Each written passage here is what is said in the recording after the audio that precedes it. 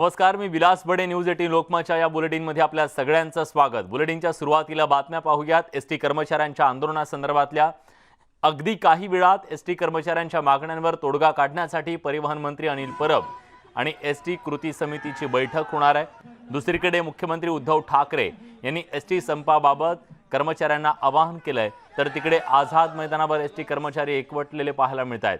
त्यांच्या आंदोलनाला पाठिंबा देण्यासाठी भाजपचे नेते सुद्धा तिथं पोहोचलेले आहेत. त्यामुळे एसटी कामगारांचा प्रश्न हा सध्या ऐरणीवर आला असून एसटी कामगारांचा एका बाजूला संप सुरू आहे, दुसऱ्या बाजूला संपावर तोडगा काढण्यासाठी सरकारचे प्रयत्न सुरू आहेत, तर तिसऱ्या बाजूला आंदोलनानं उग्र असं रूप धारण केलेलं आहे.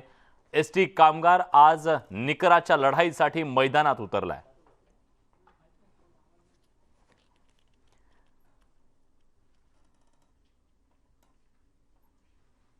आपल्या न्याय मागण्यांसाठी एसटी कर्मचाऱ्यांनी संपाचं हत्यार उगारलंय. हायकोर्टाच्या दणक्यानंतर सुद्धा संप कायम आहे आणि या संपावर तोडगा काढण्यासाठी आता थोड्याच वेळात परिवहन मंत्री अनिल परब आणि कृती समितीत बैठक होणार आहे. सह्याद्री अतिथीगृहावर ही बैठक आयोजित करण्यात आली आहे. त्याआधी कॅबिनेटची बैठक सुरू आहे आणि या बैठकीत या संपाच्या बद्दल काही निर्णय होतो का हे पाहणं महत्त्वाचं आहे. कारण राज्यातले जे 1 लाख कर्मचारी एसटीचे आहेत, एसटी महामंडळाचे कर्मचारी एकमुखी मागणी करतायत राज्य सरकारकडे की एसटी महामंडळाचं राज्य सरकारमध्ये विलिनीकरण करावं आणि याच विलिनीकरणाच्या एकमुखी मागणीसाठी ऐतिहासिक अशा संपाची हाक एसटी कामगारांनी दिलेली आहे, एसटी कर्मचाऱ्यांनी दिलेली आहे. त्यामुळे आज राज्यामध्ये एसटी कर्मचाऱ्यांच्या या संपामुळे सर्वसामान्यांचे हाल तर होत आहेतच, पण त्याचबरोबर एसटी कर्मचाऱ्यांच्या गेल्या काही दिवसात झालेल्या अनेक आत्महत्यांनी हा प्रश्न अधिक तीव्र बनवलेला आहे आणि तो अधिक गंभीर बनलेला आहे. कॅबिनेटच्या बैठकीच्या वर या एसटीच्या बद्दल काही चर्चा होते का हे पाहणं सुद्धा तितकंच महत्त्वाचं असेल. उदय जाधव आपले प्रतिनिधी आता आपल्या सोबत आहेत. उदय, संप संपत नाहीये, संप अधिक तीव्र होतोय, तो चिघळतोय. अशा परिस्थितीत यावर तोडगा काढण्यासाठी राज्य सरकार नेमकी काय भूमिका घेत आहे? नुकतीच कॅबिनेट बैठक जी आहे ती संपत आलेली आहे आणि कॅबिनेट बैठक संपल्यानंतर परिवहन मंत्री अनिल परब यांच्या उपस्थितीमध्ये सह्याद्री अतिथीगृहामध्ये एसटी कर्मचाऱ्यांची जी कृती समिती आहे त्या कृती समितीतील प्रमुख पदाधिकाऱ्यांसोबत महत्त्वाची बैठक होत आहे. पुढच्या काही वेळातच या बैठकीला सुरुवात होते सह्याद्री अतिथीगृहामध्ये आणि या बैठकीमध्ये एसटी कर्मचाऱ्यांच्या ज्या काही मागण्या आहेत त्या मागण्यांवरती प्रामुख्याने चर्चा होणार आहे. एसटी कर्मचाऱ्यांची सगळ्यात प्रमुख मागणी ती म्हणजे एसटी कर्मचाऱ्यांचं विलिनीकरण करणं. जवळपास 95,000हून अधिक एसटीचे कर्मचारी आहेत राज्यभरातले आणि या सर्वांचं राज्य सरकारच्या सेवेत जर विलिनीकरण करायचं असेल तर राज्य सरकारवर जवळपास 10,000 कोटीहून अधिक मोठा आर्थिक भार जो आहे तो पडणार आहे. हा संपूर्ण भार कसा पेलवला जाणार, एकूण तारेवरची कसरत जी आहे ती राज्य सरकारला करावी लागणार आहे. त्यातच विरोधी पक्षांनी अतिशय आक्रमकपणे मुंबईमध्ये आणि राज्यभरामध्ये आंदोलन जे आहे ते सुरू केलेले आहे. त्यामुळे एकूणच या परिस्थितीमध्ये आता राज्य सरकार काय निर्णय घेते हे पाहावं लागेल. धन्यवाद उदय, तुम्ही दिलेल्या सगळ्या सविस्तर माहितीबद्दल. तेव्हा आता राज्य सरकार आणि कृती समितीमध्ये बैठक होईल. या बैठकीमध्ये काही तोडगा निघतो का हे पाहणं महत्त्वाचं आहे. राज्य सरकारचं म्हणणं आहे की ऐनवेळी आलेली ही मागणी आहे, तर एसटी कर्मचाऱ्यांचं म्हणणं स्पष्टपणे आहे की गेल्या अनेक वर्षांपासूनची ही मागणी आहे. विलिनीकरणाचा हा लढा आता निर्णायक आहे. या निर्णयाच्याहून माघार घेणार नाही ही स्पष्ट भूमिका आज एसटी कर्मचाऱ्यांनी मांडलेली आहे. त्यामुळे राज्य सरकार या मागणीचा विचार करणार का, राज्य सरकारमध्ये एसटीचं विलिनीकरण होणार का, याकडे आता सगळ्या राज्याच्या नजरा लागलेल्या आहेत. कारण एसटी कर्मचारी संपावर गेलेले असताना एसटी बंद असल्यानं सर्वसामान्यांचे प्रचंड हाल होत आहेत. मुख्यमंत्री उद्धव ठाकरे यांनी संपकरी एसटी कर्मचाऱ्यांना कळकळीचं आवाहन केलंय. एसटी कर्मचाऱ्यांनो, तुम्ही आमचे आहात, बाहेरचे नाहीत. गेल्या काही दिवसांपासून तुमच्या मागण्या मान्य करून तुम्हाला दिलासा द्यावा यासाठी राज्य सरकार मनापासून प्रयत्न करत आहे. उच्च न्यायालयासमोर देखील सरकारनं आपला प्रश्न सोडवण्यासाठी काय पावलं उचलत ते सांगितलं. न्यायालयानं देखील समाधान झालंय. न्यायालयाच्या सूचनेप्रमाणे आपल्या मागण्यांसंदर्भात पुढील तोडगा काढण्यासाठी आपण विशेष समिती नेमून कामही सुरू केलंय. त्यामुळे संप मागे घ्या असं आवाहन राज्याच्या मुख्यमंत्र्यांनी केलेलं आहे. पण या आवाहनानंतर सुद्धा राज्यातल्या एसटी कर्मचाऱ्यांची मागणी जी एकमुखी मागणी आता केली जाते, एकच मागणी केलेली आहे, त्यांनी ती म्हणजे एसटीचं विलिनीकरण हे राज्य सरकारमध्ये झालं पाहिजे। सातत्यानं एसटी कर्मचाऱ्यांना दरवर्षी पगारवाढीसाठी, वेळेवर पगार व्हावा यासाठी आणि अनेक कारणांसाठी सरकारकडे भांडावं लागतं आणि या सगळ्यातून सुटका होण्यासाठी म्हणून सरकारनंच आज एसटीची जबाबदारी घ्यावी अशी मागणी आज केली जाते आणि एसटी कर्मचाऱ्यांचा प्रश्न किती गंभीर बनलाय याची जाणीव सुद्धा आपल्याला होते, कारण गेल्या काही दिवसामध्ये 35 पेक्षा जास्त एसटी कर्मचाऱ्यांनी आपला प्राण गमावलेला आहे, त्यांनी आत्महत्या केली आहे।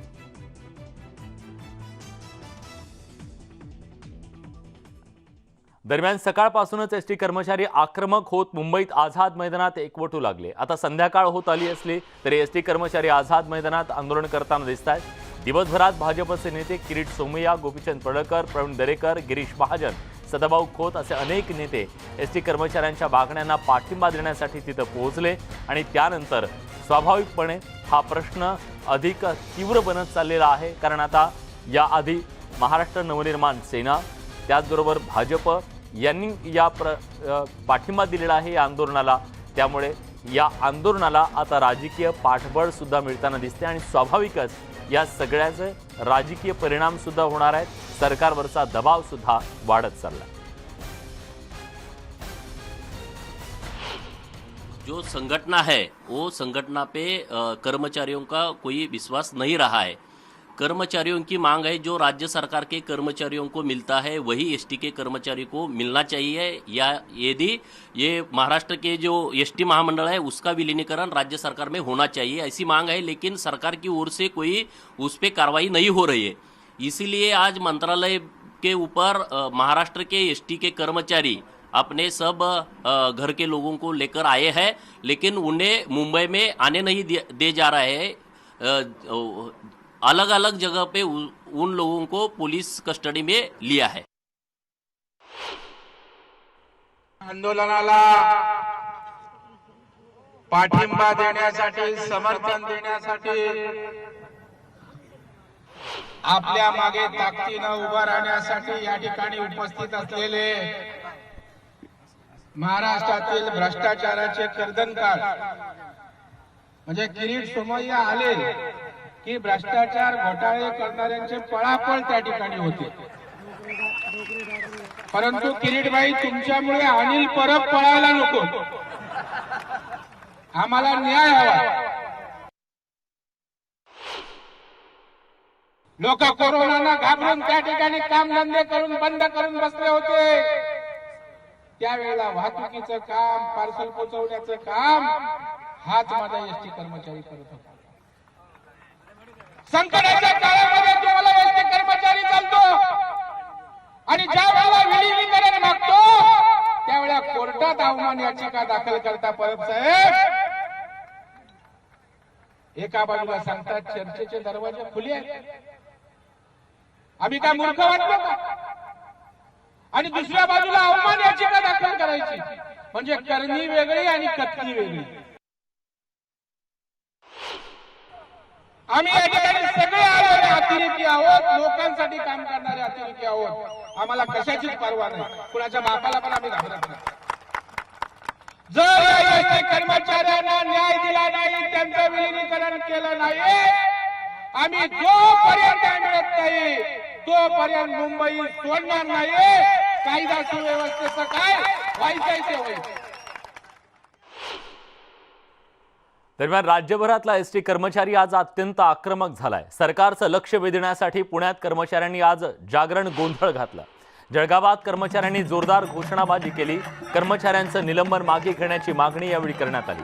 मनमाडमध्ये आंदोलनामुळे खासगी वाहतूकदारांनी दर वाढवले तर सरकारमध्ये विलीनीकरण झाल्याशिवाय आंदोलन मागे घेणार नाही अशी रोखठोक भूमिका आता आंदोलकांनी घ्यायला सुरुवात केली आहे। त्यामुळे हा संप दिवसागणिक अधिक आक्रमक होत चालला।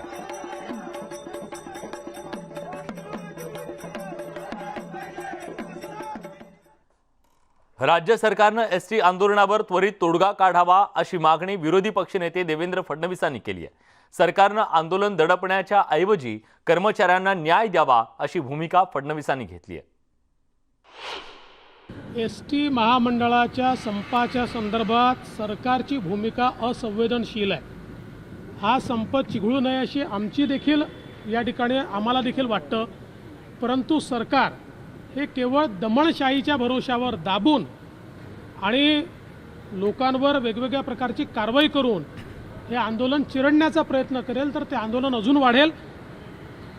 चर्चेतनं मार्ग काढला पाहिजे आणि त्यातनं मला असं वाटतं की काही ना काही दिलासा या कर्मचाऱ्यांना सरकारने दिला पाहिजे. इतक्या आत्महत्या झाल्यानंतरही सरकार जर जागा होणार नसेल तर मला असं वाटतं चुकीचं आहे. एसटी कर्मचाऱ्यांच्या मागण्यासाठी भाजप त्यांच्या सोबत असल्याची ग्वाही प्रदेशाध्यक्ष चंद्रकांत पाटील यांनी दिली आहे. ज्याचं जळतं त्याला कळतं आणि त्यामुळे प्रवाशांची जी काही अडवणूक होते ती आहे. मग त्याचा त्यांनी विचार करायचा. त्याची चूल पेटण्याची मुश्किल झाली त्याने विचार करायचा. सरकारने विचार केला पाहिजे. तुम्ही बसवा त्यांना, चर्चा करा. सरकारी कर्मचारी तुम्हाला म्हणण्यामध्ये थोडा वेळ लागेल म्हणा. पगार सगळे पेंडिंग द्या, बोनस द्या, सुरू येतील एसटी. चर्चा सुरू राहील. समिती नेमा, एसटी कर्मचाऱ्यांचे नेते, सरकार अशी एक समिती नेमा. मुख्यमंत्र्यांवर होणारी शस्त्रक्रिया मंत्रिमंडळ बैठकीच्या नंतर रुग्णालयात ते जाणार आहेत असं कळतंय. थोड्याच वेळात रुग्णालयात ते दाखल होणार आहेत. HN रिलायन्स रुग्णालयात शस्त्रक्रिया होईल असं कळतंय. गेले काही दिवस मुख्यमंत्र्यांची पाठ आणि मानदुखीनं ते त्रस्त आहेत. वरिष्ठ डॉक्टरांच्या सल्ल्याच्या नंतर मुख्यमंत्री रुग्णालयात दाखल होणार आहेत. मुख्यमंत्री उद्धव ठाकरे यांना गेल्या काही दिवसापासून पाठदुखीचा आणि मानदुखीचा त्रास जाणवतोय. त्यावर डॉक्टरांनी त्यांना एक छोटीशी शस्त्रक्रिया करण्याचा सल्ला दिला. सर, HN रिलायन्स हॉस्पिटलमध्ये त्यांच्यावरती ही शस्त्रक्रिया केली जाण्याची शक्यता आहे. याआधी घरगुती उपचार मुख्यमंत्र्यांवरती सुरू होते आणि आज मंत्रिमंडळाच्या बैठकीला सुद्धा ते व्हिडिओ कॉन्फरन्सिंगच्या माध्यमातून या बैठकीला हजर झाल्याचं कळतं आणि त्यानंतर बैठकीनंतर ते रुग्णालयामध्ये दाखल होणार अशी माहिती सुद्धा समोर येते.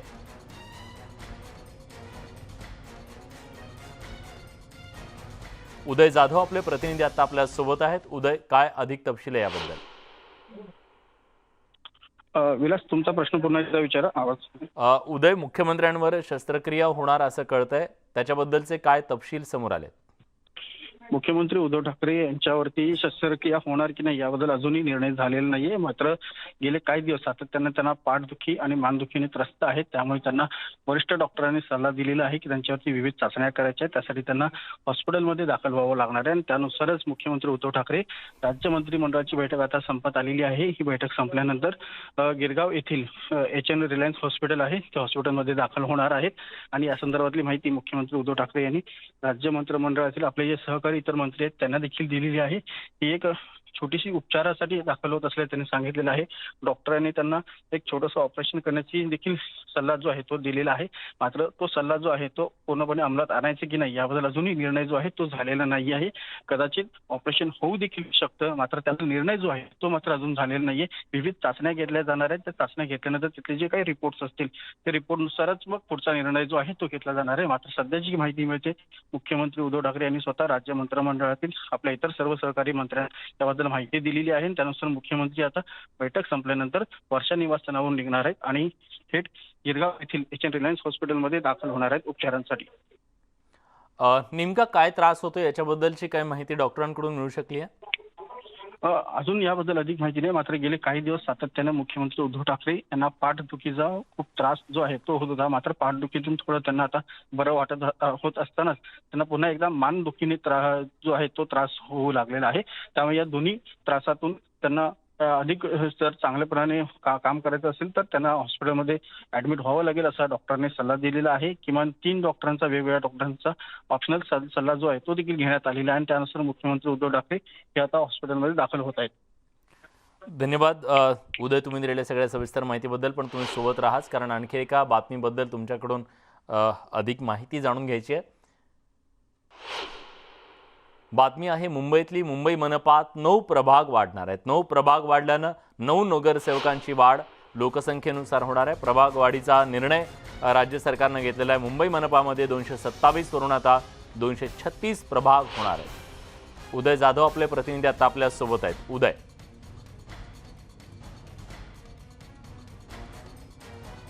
मुंबई महानगरपालिका निवडणुकीच्या पार्श्वभूमीवर एक महत्त्वाचा निर्णय घेण्यात आलेला आहे, ती म्हणजे मुंबईमधली प्रभाग संख्या ही वाढणार आहे आणि प्रभाग संख्या वाढल्यामुळे स्वाभाविकपणे नगरसेवकांची संख्या सुद्धा वाढणार आहे. मुंबई महानगरपालिकेमध्ये 227 इतके नगरसेवक होते, 236 नगरसेवक आता होतील. 9 प्रभाग एकूण वाढणार आहेत मुंबई महानगरपालिकेमध्ये आणि त्यामुळे 9 नगरसेवकांची सुद्धा भर पडणार आहे एकूण नगरसेवकांच्या संख्येत. त्यामुळे लोकसंख्येनुसार प्रभाग वाढीचा हा निर्णय घेण्यात आल्याचं कळतंय.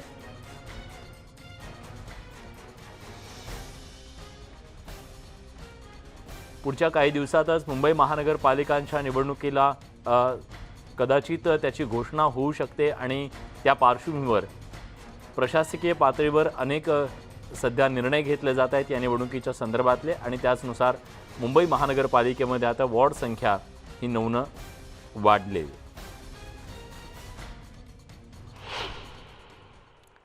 यासोबत या बुलेटिनमध्ये आपण एक छोटासा ब्रेक घेतोय. कुठे जाऊ नका, पहा फक्त न्यूज 18 लोकमत.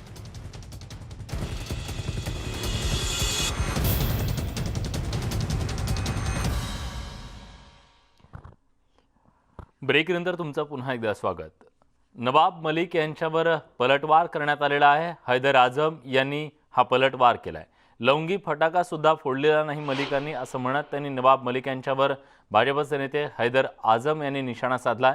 भाजप बांगलादेशी घुसखोरांना हाकलण्याचं काम करतोय, त्यामुळे त्यांना आश्रय देण्याचा प्रश्नच नसल्याचं हैदर म्हणाले.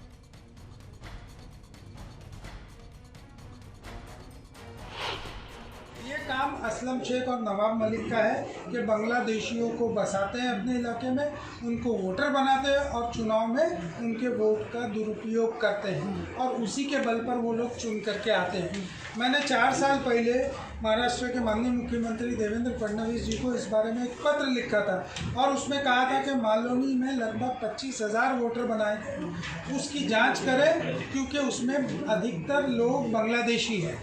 उसकी जांच भी हुई थी लेकिन आगे फिर वो कार्रवाई रुक गई. उनका जो नवाब मलिक जी का आरोप है वो गलत है, बेबुनियाद है. वो भंगार का काम करते हैं, उनका दिमाग पूरी तरीके से भंगार हो चुका है. मलिकांनी केलेले आरोप मुन्ना यादव यांनी सुद्धा फेटाळून लावले. मलिकांचे आरोप बिनबुडाचे असून त्यात काहीही तथ्य नसल्याचं मुन्ना यादवने म्हटलंय. जे गुन्हे आहेत ते राजकीय स्वरूपाचे आहेत. तसंच मलिकांविरोधात 1 रुपयाचा मानहानीचा दावा करणार असल्याचं यादव यांनी म्हटलंय. त्यांच्याशी संवाद साधला आमचे प्रतिनिधी तुषार कोळे.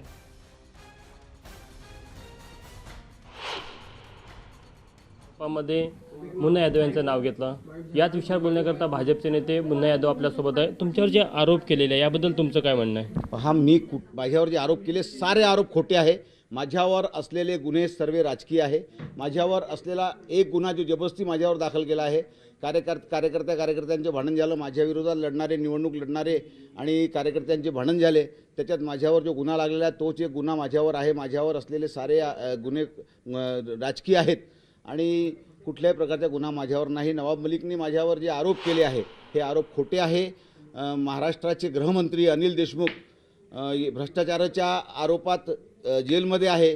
त्याचप्रकारे नवाब मलिक यांच्यावर पण चौकशी होणार आणि 100% नवाब मलिक हे जेलात जाणार म्हणून हे तळफडत आहे की याच्या आधी काहीतरी खोटे नाटे आरोप करून फडणवीस साहेबांवर काही आरोप करावे, पण त्यांना फडणवीस साहेबांच्या विरोधात कुठल्या प्रकारचे आरोप आणि कुठल्या प्रकारचे काही भ्रष्टाचाराचा मामला सापडत नाही आहे. म्हणून विनाकारण त्यांनी माझ्यावर एक प्रकारचा खोटा आरोप केला आहे. मी कुठल्याही चौकशीसमोर जाण्यास तयार आहे. राजकीय भांडवलासाठीच माझ्या नावाचा वापर केला जात आहे आणि देवेंद्र फडणवीस यांना विनाकारण बदनाम करण्यासाठी माझे नाव त्यांच्यासोबत जोडत आहे. माझे शहराचे अध्यक्ष, महाराष्ट्राचे अध्यक्ष यांची सल्ला घेणार आणि माझ्या वकिलाची सल्ला घेणार आणि 2 दिवसाच्या आत नवाब मलिक यांच्यावर मानहानीचा दावा करणार म्हणजे करणार. त्यांच्या मतदारसंघात मी गेल्या 20 वर्षापासून नगरसेवक आहे, 25 वर्षापासून भारतीय जनता पक्षाचा कार्यकर्ता आहे आणि मी त्यांच्या निकटवर्ती आहेच. त्याच्यात कुठलं दुमत नाही. त्यांच्यासोबत काम करणं म्हणजे भारतीय जनता पक्षाचे सारे कार्यकर्ते त्यांच्या निकटवर्ती आहे, मी एकटा नाही. तर हे माझ्यावर विनाकारण खोटे आरोप होत आहे मी माझे कुठलेही अंडरवर्ल्डसोबत नवाब मलिक सारखे संबंध नाही. नवाब मलिक यांची अवकात 1 रुपयाचीच आहे, म्हणून यांच्यावर मी 1 रुपयाच्या मानांचा दावा करणार आहे. कधी करणार आहे, कधी टाकणार ही प्रक्रिया आहे? 2 दिवसाच्या आत मानांचा दावा करणार, नंतर मी तुमच्यासमोर येणारच. आपण बघू शकतो की भाजप नेते मुन्ना यादव यांनी आपली भूमिका स्पष्ट केलेली आहे. नवाब मलिक यांनी कुठेतरी राजकीय भांडवल करण्यासाठी त्यांना या संपूर्ण प्रकरणामध्ये गवण्याचा प्रयत्न केला. आता ते मानहानीचा दावा टाकणार आहे आणि पुढे आता या संपूर्ण प्रकरणामध्ये काय होतं हे देखील बघणं तितकंच महत्त्वाचं राहणार आहे. व्हिडिओ जर्नलिस्ट अक्षय मावळेसह तुषार कोळे, न्यूज 18 लोकमत, नागपूर. तर तिकडे हाजी अराफात शेख यांच्या भावावर नवाब मलिक यांनी गंभीर आरोप केले. त्या आरोपांना अराफात शेख यांनी उत्तर दिलंय. मलिक यांच्या आरोपांबाबत उद्यापासून प्रत्येक गोष्टीचा खुलासा करणार असल्याचा इशारा त्यांनी दिलाय. पाहुयात हाजी अराफात शेख यांच्यासोबत आमचे प्रतिनिधी विशाल पाटील यांनी साधलेला संवाद.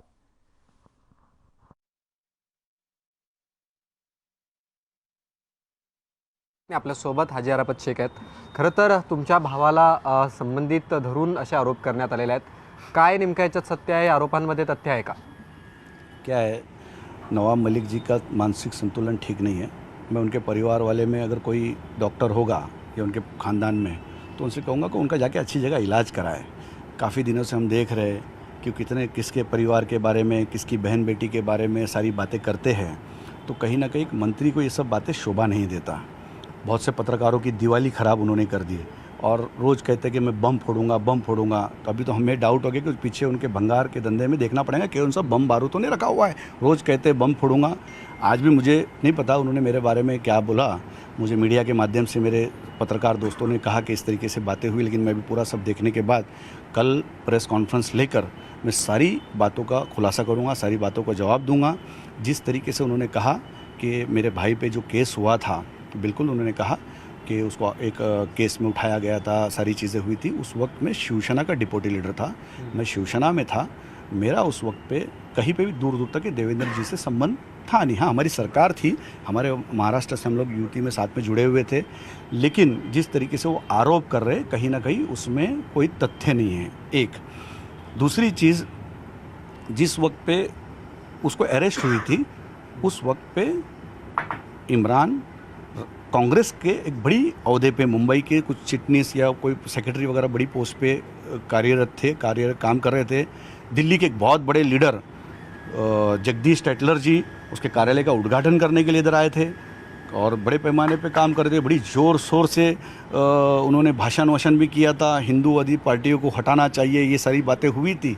यानी टोन मुझे दिया गया था क्योंकि जब मैं शिवसेना का लीडर था और ये सारी चीज़ें हुई थी. मेरा कुछ सवाल है उनसे. भाई मेरा है, शादी में 3 घंटा वो बैठते हैं उनके. भाई मेरा है, बर्थडे में उसके जाते हैं. भाई मेरा है, केक उसका बच्चे का ये काटते हैं. बड़ी कमाल की बात है. तो ये सारी बातों का कल मैं बात करूँगा, खुलासा दूंगा. बहुत उनको पिक्चर दिखाने की शौक़ है, मैं वीडियो दिखाऊंगा उनको. और क्या महाराष्ट्र के अंदर अल्पसंख्यक समाज का भंटाढार उन्होंने किया है. वक्फ बोर्ड की ज़मीन किस तरीके से उन्होंने बेची है, कहाँ कहाँ बेची है. मुख्यमंत्री का परमिशन नहीं लिया है, कैबिनेट का परमिशन नहीं लिया है, बोर्ड का परमिशन नहीं लिया है, लीज के ऊपर खुद अपनी साइन करके दिए. मैं सारे एविडेंस के साथ सारी बातों के ऊपर कल बात करूँगा. कौन किसके साथ किसकी बेटी भागी है, किसके बेटे ने रशियन लड़की को लेके भागा है, सारी बातें. अब बात निकली है तो दूर तक जाएगी. एक ही वॉल है, दोनों भी नेबर है, आजू बाजू में है और बाहर मैदान में बैठ के पूरे लोगों की दिवाली ख़राब करके मीडिया में बोल रहे हैं. मैं थोड़ा गदेला बिछा के मीडिया के साथ बात करूँगा. Video journalist Arun पेडणेकरसह Vishal Patil, news 18 Lokmat, Mumbai. इकडे प्रभाकर साईल आणि किरण गोसावीत झालेलं चॅट न्यूज 18 लोकमतच्या हाती लागलंय. व्हॉट्सअप चॅटमधून धक्कादायक खुलासे समोर येत आहेत. प्रभाकर साईल आणि किरण गोसावीचं चॅट न्यूज 18 लोकमतच्या हाती लागलंय. या चॅटमधून अनेक धक्कादायक बाबी समोर आलेल्या आहेत. या दोघांवरती गंभीर आरोप आहे. प्रभाकर साईलने आरोप केला की डील झालेली होती शाहरुखच्या मॅनेजर आणि त्याचबरोबर या किरण गोसावी आणि इतर जणांमध्ये. त्या संदर्भातलं चॅट आता समोर आलेलं आहे. प्रभाकर साईल हा समोर आलेला होता, तो सुद्धा या संपूर्ण प्रकरणातला एक साक्षीदार होता आणि त्याचबरोबर वादग्रस्त साक्षीदार किरण गोसावी सध्या पुणे पोलिसांच्या ताब्यात आहे.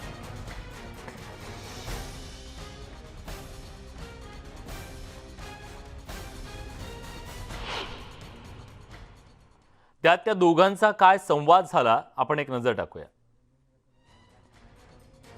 या व्हॉट्सअप चॅटमध्ये गोसावी म्हणतोय, go to Haji Ali, complete work which I told, come back to home.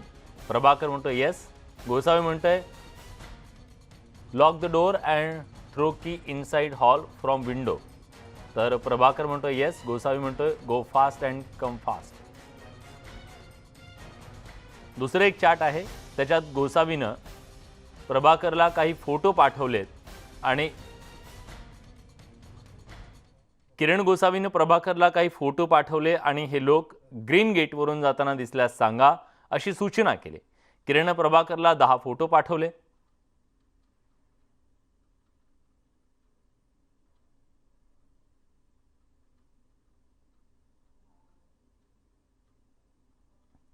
News 18 लोकमतकडे काही असे फोटो आहेत ज्यात प्रभाकरनं सेल्फी घेतली होती, ज्यात काही फोटो होते ज्यात गोसावी हा समीर वानखेडेंच्या मागे असा उभा होता जणू काही तो एनसीबीचा अधिकारी वाटावा.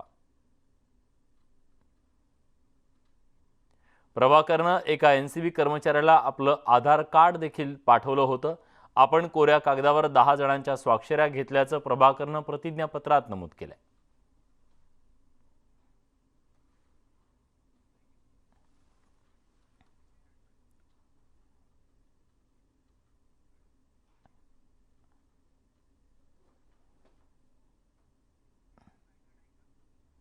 यासोबत महाराष्ट्राची खबरबातमध्ये आणखी एक छोटासा ब्रेक घेतोय. कुठे जाऊ नका, पहा फक्त न्यूज 18 लोकमत.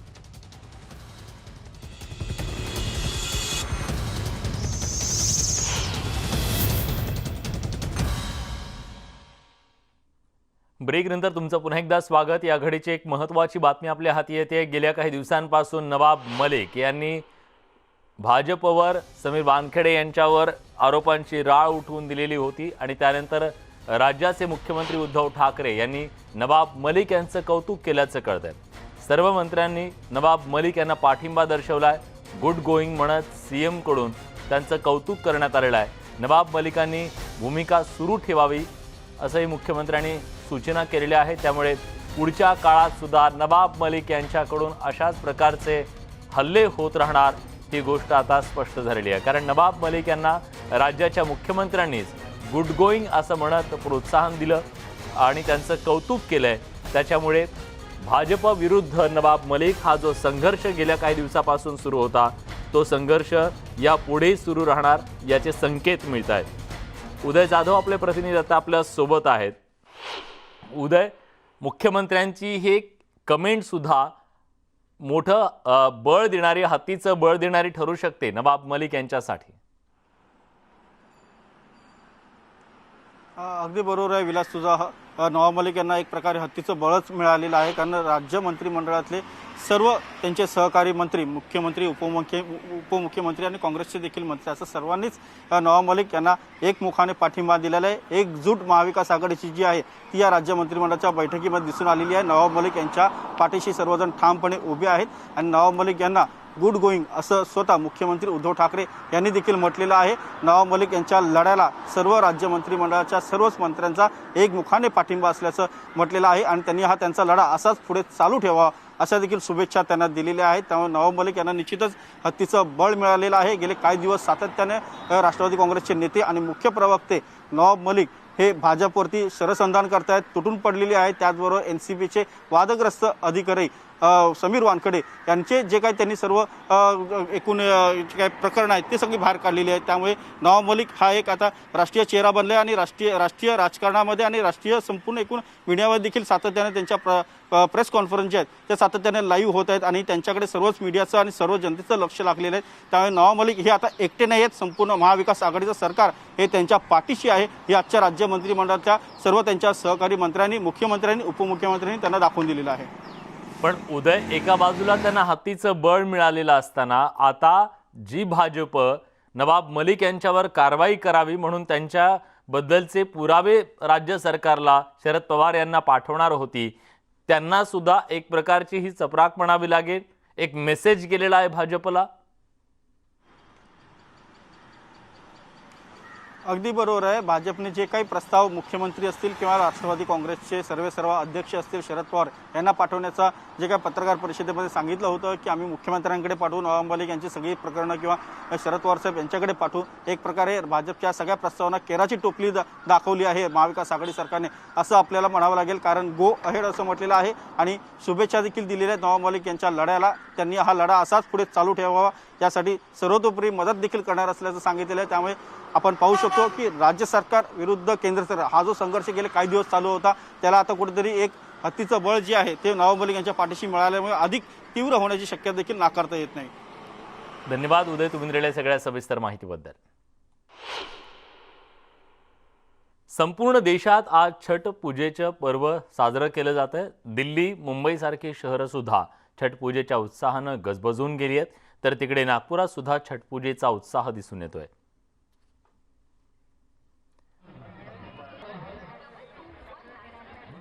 उत्तर भारतीयांसाठी, विशेषतः बिहार मधल्या नागरिकांसाठी, उत्तर प्रदेशमधल्या नागरिकांसाठी छठपूजेचा हा उत्साह, हा सण अतिशय महत्त्वाचा असतो.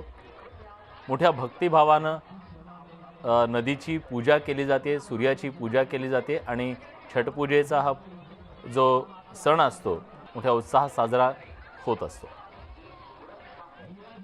तुषार कोहळे आपले प्रतिनिधी आता आपल्या सोबत आहेत. तुषार, नागपुरात हा उत्साह कसा आहे? विलास, जर का नागपूरचं चित्र बघायचं झालं तर छठपूजेच्या पर्वाला सुरुवात झाली. आपण बघू शकतो की सायंकाळची वेळ आहे आणि सूर्याला जो अर्क, जो मावळता सूर्य असतो, मावळत्या सूर्याला अर्क देण्याची जी विधी असते त्या विधीला सुरुवात झालेली आहे. नागपूर शहरामध्ये वेगवेगळ्या ठिकाणी अशा प्रकारचं आयोजन करण्यात आलेलं आहे. सध्या मी फुटाळा तलावामध्ये आहे आणि जर का तुम्ही या फुटाळा तलावाचं जर का चित्र बघितलं तर दूरवरपर्यंत तुम्हाला पूजेच्या वेगवेगळ्या विधी वेगवेगळ्या लोकांकडनं केल्याचं आपल्याला पाहायला मिळत आहे. आणि एकंदरीत महत्त्वाचा विषय हा आहे की प्रशासनाने देखील यासाठी एक वेगवेगळ्या उपाययोजना केलेल्या आहे. कोणताही अनुचित प्रकार घडणार याची खबरदारी देखील प्रशासनाकडनं केली जाते. आपण बघू शकतो की आज हा जो तलाव आहे, फुटाळा तलाव, इथे एक बॅरिकेडिंग केलं. त्या बॅरिकेडिंगच्या पुढे कोणत्याही भक्ताला किंवा जे भाविक इथे येतात त्यांना जाता येत नाही. आणि फायर ब्रिगेडचे देखील इथे कर्मचारी आहे. आपलं इथे जे काही नागरिक आपण त्यांना विचारूया की कशा प्रकारे विधिवत पूजा केली जाते. या पूजेबद्दल काय माहिती सांगाल तुम्ही? कैसे की जाती है ये पूजा? ये शाम को 4 बजे यहाँ सब सामान लेके जमा आते हैं और सूर्य भगवान को अर्घ दिया जाता है. अच्छा, कई लेडीज है. दीदी आइए, थोड़ा हम पूजा के बारे में बताइए, कैसी पूजा होती है? ये छठ पूजा वैसे तो बिहार में बहुत अच्छे से होती है, लेकिन अभी महाराष्ट्र में भी काफ़ी लोग करने लग गए और ये बहुत अच्छा लगता है. सुबह सूर्य को जल देते हुए शाम में पूजा होती है, फिर डूबते सूरज की, उगते सूरज की, ऐसे करके 36 घंटे का उपवास होता है, उसके बारे में बताइए. वो अच्छा, आप बता सकते हैं? जितना सुना है उसके हिसाब से इतना पता है कि अलग अलग दिन अलग अलग फास्ट होता है. जैसे किसी दिन खीर का होता है, अगले दिन लौकी का होता है.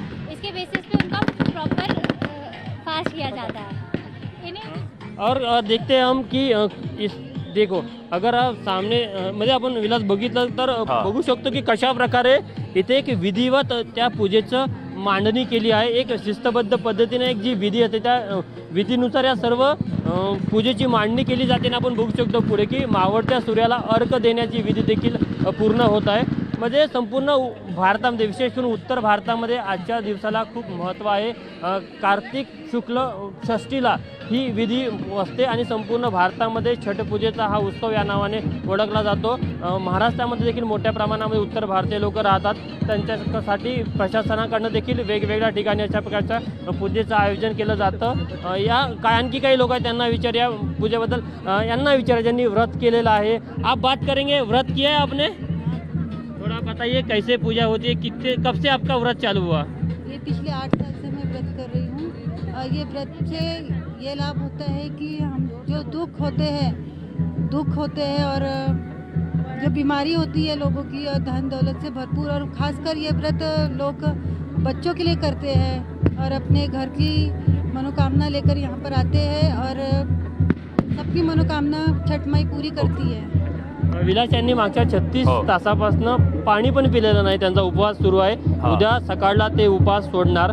म्हणजे त्यांचा थोडा आवाज कमी येत यावरून आपल्याला कल्पना येतो की किती कडक प्रकारचा हा सर्व विधी असते, उपवास असतो. आणि नागपूरमध्ये वेगवेगळ्या ठिकाणी याचं आयोजन केलेलं आहे. प्रशासनाने देखील यासाठी पूर्ण तयारी केली आहे. नक्कीच. नागपूर नंतर इकडे मुंबईमध्ये येऊया. मुंबईतल्या कांदिवलीमधून सर्वेश तिवारी आता आपल्याला याच्याबद्दल अधिक माहिती देत. सर्वेश जी, मुंबई में क्या हाल है, मुंबई में कैसे मनाया जा रहा है उत्सव? मैं यही प्रार्थना करता हूँ, उन्होंने झोपड़पट्टी वासियों के लिए जो अपने मन में प्रण लिया है, झोपड़पट्टी वासियों के लिए जो उन्होंने अपने मन में महाराष्ट्र सरकार को हिलाने का जो सर्वेश जी, मेरी आवाज आ रही है? माँ छठ मैया, ये उनके मन की जी बिल्कुल विराट जी, आ रही है आवाज। हाँ सर्वेश जी, मुंबई में ये उत्सव कैसे मनाया जा रहा है? भारतीय जनता पार्टीने खासदार देखिए विराट जी, आता मी मुंबईचा कांदिवली क्षेत्रात उभा आहे. इथे गणेश नगरमध्ये एकता ग्राउंड म्हणून आहे आणि समोरच्या दिसणारे जे दृश्य आहेत ते मागच्या 2 वर्षापासून जे कोरोनाचा काल होता त्यामध्ये छठ पूजा मुंबईचे जेवढे चौपाटी आहेत त्यावर ते नाही होत होतं. पण यावर्षी मुंबई महानगरपालिकातर्फे जी पाबंदी काही नियमावली लागू केली होती त्या नियमावली 2 दिवसापूर्वीच काही शिथिल केली गेली. त्यानंतर मुंबईतील प्रत्येक काही ठिकाणी ज्या ठिकाणी ते लोकल नगरसेवक आहेत, समाजसेवक आहेत, त्यांच्याकडून ह्या पूजेला समर्थन देण्यात आलं. आणि ज्याप्रमाणे कांदिवलीच्या ह्या क्षेत्रात किमान 14 कृत्रिम तलाव केले गेले आहेत आणि त्या तलावामध्ये समोरचे दृश्य तुम्हाला दिसत असेल की त्या तलावामध्ये पाणी टाकण्यात आलं आहे आणि त्यात पाणीमध्ये जे आरती घेऊन त्या महिला उभे राहतात आहे ते अर्ध देतात आहेत सूर्य भगवानला आणि आपल्या परिवाराची सुख समृद्धी कसं व्हावं ते प्रार्थना करत आहेत. आणि समोरचं दिसणारं दृश्य दिसत आहे ते कोरोनाचे नियम पाळण्याबाबत ही सूचना देण्यात आली आहे. नोटीस बोर्ड पण लावण्यात आलं आहे. याशिवाय RT-PCR जी टेस्ट आहेत त्या संबंधात पण व्यवस्था केली आहे. आपल्यासोबत इथे वार्ता करण्यासाठी स्थानिक सांसद गोपाल शेट्टी उभे आहेत. त्यांना विचारू की कसं काय इथे व्यवस्था आहेत आणि काय व्यवस्थामध्ये काय काय सूचना दिल्या आहेत. गोपालजी, काय काय सूचना इथे देण्यात आल्या आहे आणि जी व्यवस्था आहे ते पूर्णपणे सुरक्षित आहे काय? एक तर सर्वप्रथम छठ मैयाच्या पूजानिमित्त सर्व नगरजनांना मनापासून शुभेच्छा देतो. भारतीय संस्कृती आणि सभ्यताचा जपणूक करण्यासाठी हा कार्यक्रमाचं आयोजन होतो. निश्चितच कोरोना पूर्णपणे संपलेला नाही आहे, तरीसुद्धा लोक धार्मिक जे सण आहे ते साजरा करत असतात. दरवर्षी जुहू बीचला आणि मारवे रोडला भरपूर गर्दी होत असतो. मुंबई महानगरपालिकेच्या प्रयत्नातून सर्व गर्दी डायव्हर्ट करण्यासाठी ठिकठिकाणी अशा प्रकारचा पूजेचं आयोजन करण्यात गेल्या काही वर्षापासून येत आहे. त्या निमित्तानेच ह्या वर्षी देखील इथे हा कार्यक्रम करण्यात आला. गेल्या वर्षी कोरोना एकदम कडक होता म्हणून गेल्या वर्षी कार्यक्रम झाला नाही, तर ह्या वर्षी जसं दीपावली सर्वांनी उत्साहात साजरा केलं त्याच प्रकारे छठ मैयाचा सुद्धा इथे कार्यक्रम होत आहे. नक्कीच नगरजनांना आपण आवाहन केलं पाहिजे, इतक्या मोठ्या प्रमाणात गर्दी केलं नाही पाहिजे, परंतु काही गोष्टी नाईलाजाने होत असतात, परंतु त्याला नियमित करण्याचा प्रयत्न प्रशासनाने आणि पोलिसांनी आणि राजकीय नेत्यांनी केला पाहिजे असं माझं मत आहे. कमलेशजी, आपण सांगा की काय नियमावली ते नोटीस बोर्ड पण आम्ही जेव्हा आलो ते पाहिलं की नोटीस लावली आहे की कोरोनाचे जे प्रशासनचे आणि सरकारचे नियम आहेत त्यांना पाळावे, कोणीही बिना मास्क येऊ नये ग्राउंडमध्ये. आमचे व्हॉलेंटियर इथे उभे आहेत. प्रत्येक लोकांना त्याने वॅक्सिन घेतलं आहे की नाही ते वॅक्सिन चेक करून आणि त्यांचं का कोणाला ताप वगैरे आहेत की नाही 4-5 ठिकाणी आम्ही याची व्यवस्था केली आहे. एक इतकी स्वास्थ्य देतो की इथे पूजामध्ये जे लोक बसलेले आहेत सर्वांनी वॅक्सिन घेतलेलं आहे. सगळे म्हणजे त्यांचा व्यवस्थित जे काय शासनाने त्यांच्यासाठी जे काय नियम लावला सगळे पूर्ण करून इथे सगळे पूजेमध्ये आलेत. विराज, आपण पाहू शकता की जेवढा मोठा ग्राउंड आहे फार, आणि किमान आपण बोलू शकतो की 3 ते 3.5 हजारपर्यंत लोक इथे आले असतील. आणि जेव्हा आम्ही आलो होतो तिथे 2-3 गेटमध्ये जे सुरुवातीला गेट आहे तिथे RT-PCR टेस्ट करण्यासाठी लोक बसले आहेत आणि मास्क लावण्यासाठी पण यांचे जे व्हॉलंटियर आहेत जेवढा क्राऊड दिसते तिथे उभे आहेत आणि पूर्णपणे सुरक्षितपणे हे छठपूजा संपन्न करण्यासाठी इथे व्यवस्था केली आहे. आणि आज अर्धदर्जन जिल्ह्यानंतर जेव्हा सूर्यास्त होणार, अर्ध जिल्ह्यानंतर जेवढे भाविक आहेत श्रद्धालू आहेत ते इथे रात्रीपर्यंत थांबतील आणि सकाळपर्यंत जेव्हा सूर्य उदय होणार तेव्हा परत सूर्याला जल देऊन ते आपली जे छठ पूजाचे पूर्ण त्योहार जे 4 दिवसाचं असतं ते पूर्णपणे संपणार. जी विराजी. धन्यवाद सर्वेश, तुम्ही दिलेल्या सगळ्या सविस्तर माहितीबद्दल. तुषारकडे जाऊया पुन्हा एकदा नागपूरमध्ये. तुषार, कोरोनाच्या पार्श्वभूमीवर हा उत्साह आहे किंवा हा सण साजरा केला जातोय, काय प्रशासनाकडून काळजी घेतली जाते आणि नागरिक काळजी घेत आहेत का विशेष म्हणजे?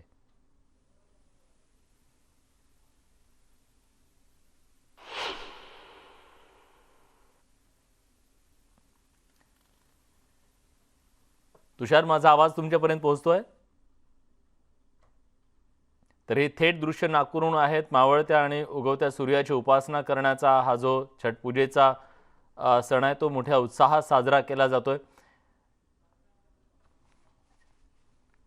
छटपूजेसाठी 36 तासांचा उपवास सुद्धा केला जातो असतो आणि देशभरात आज हा छटपूजेचा उत्साह आपल्याला पाहायला मिळतोय. नदी असेल किंवा समुद्र किनाऱ्यावरती असेल, हा सण मोठ्या उत्साहात साजरा केला जातोय.